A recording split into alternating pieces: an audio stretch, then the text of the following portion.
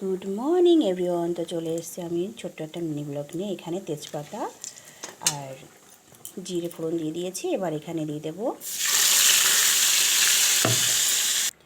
এখানে দিয়ে দিয়েছি পেঁয়াজ, টমেটো, রসুন, আদা, শুকনো লঙ্কা পেস্ট। তো এখানে মশলাটা ভালো করে আমি কষিয়ে নিয়েছি।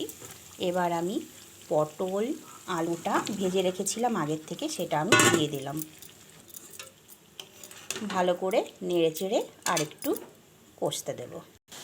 অনেকটাই কষে গেছে। আচ্ছা, আমার ভিডিও দেখতে কার কার ভালো লাগে অবশ্যই একটু কমেন্টে জানিও না। এবার দিয়ে দেব সামান্য একটু চিনি, স্বাদ এবং কালারটা ব্যালেন্স আনার জন্য।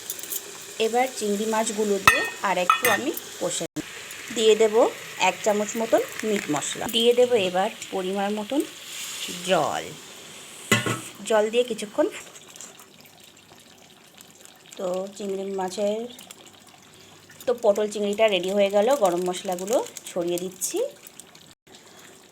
তো পটল চিংড়ি আমার রেডি হয়ে গেছে। তো কার কার ভিডিওটা ভালো লাগলো অবশ্যই কমেন্ট করো, ভুল ত্রুটি হলে সেটাও কমেন্ট করে বলো।